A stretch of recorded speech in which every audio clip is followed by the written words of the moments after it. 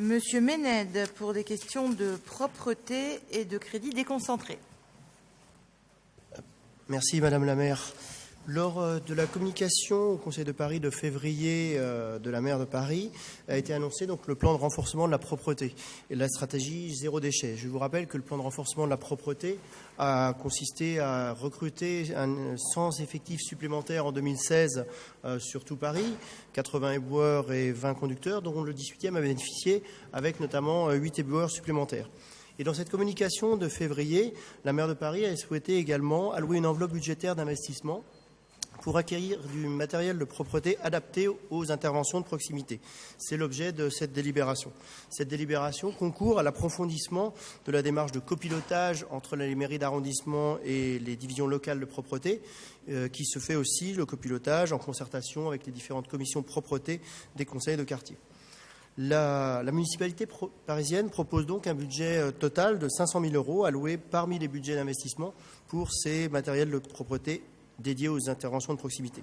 Ce budget global sera attribué sur 5 critères objectifs: le linéaire, la surface des espaces publics d'entretien, la densité de population présente sur le territoire, l'existence de différents quartiers en politique de la ville, la fréquence touristique et l'existence de manifestations à caractère festif ou sportif. Donc je ne doute pas que le montant alloué au 18e arrondissement sera assez important. Les 500 000 € seront répartis en différentes tranches entre 10 000 € et 44 500 €, selon donc les critères dont je viens de parler. Les affectations particulières par arrondissement seront présentées au Conseil de Paris du mois de décembre. La dotation, donc ensuite une fois votée en Conseil de Paris, fera l'objet de dialogue entre la division locale de propreté sur les besoins identifiés par la mairie du 18e dans le cadre du copilotage avec les conseils de quartier pour une utilisation la plus efficiente possible par les équipes locales. Nous-mêmes, donc mairie d'arrondissement, on s'assurera ainsi de l'efficacité et de la compatibilité du matériel qu'on proposera d'acquérir avec les contraintes spécifiques à chaque arrondissement. Et donc avec les offres actuellement disponibles de la part des fournisseurs sur le marché, cela permettra donc de s'assurer de l'efficience et de la robustesse des acquisitions envisagées, autant que leur impact sur les conditions de travail des agents de propreté sur lesquels on est très attaché. Pour donner quelques exemples de matériel sur une année qu'on pourrait acquérir, il y a tous les petits matériels, donc parmi lesquels souffleuses électriques, débroussailleuses, tricycles à assistance électrique, voire même aspirateurs. Pour autant, les budgets alloués pourront être mutualisés en fonction des arrondissements. Plusieurs arrondissements pourront se regrouper pour avoir des matériels plus coûteux. Et également, ils pourraient être mutualisés en fonction des années. Voilà donc, c'est la raison pour laquelle je vous demande de voter cette délibération consistant à allouer sur le budget d'investissement 500 000 € aux mairies d'arrondissement selon la répartition que j'ai évoquée.